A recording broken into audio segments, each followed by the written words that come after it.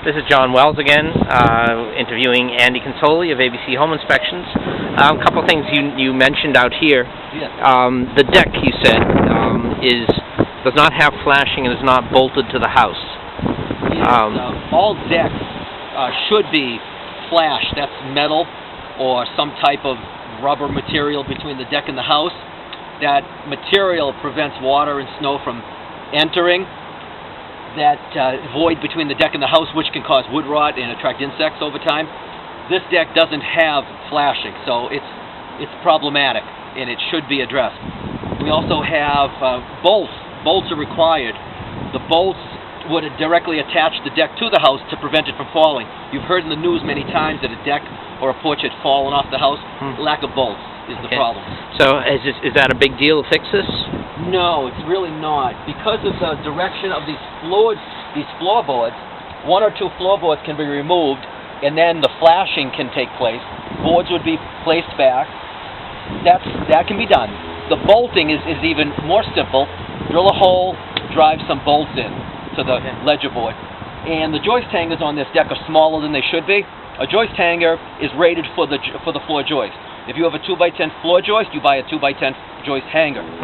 This deck has 2x4 joist hangers on a 2x10 floor joist, which is not technically okay, but I don't see evidence that it's a problem at this point in time. Okay. We looked at another deck around the corner here, Andy. Can we go over there for a sec? Yeah. That one, you said was missing the joist hangers, but you said otherwise it was done quite right, but there was no flashing. So this deck here, this is balcony, it has no joist hangers because it's actually face nails. The nails come in from this side and they penetrate right through the face of this board. Now that's okay, but technically you should still have a joist hanger. It's a metal bracket that connects this to this. They're $1 a piece, no big deal. Now there is no flashing, but no need to flash, because they've installed these block boards. These are spacers that separate this ledger board from the house, so water can flow through this opening rather than build up behind the deck. Great. One other question for you, Andy. We were just looking at this addition on the house, and we couldn't get in there. There's a crawl space under this part of the house, and no real access.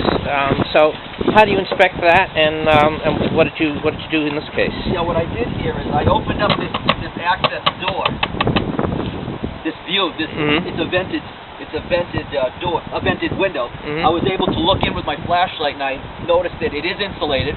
There are stones on the floor, and it looks okay from the limited view I have. This is the best we can do. If I had access, I'd be more than happy to go in, but we don't today. If you have a space like that, should that vent be open? The vent, by the old standards, old ideas were to open the vent, but not anymore. By opening the vent, we cause condensation to form inside.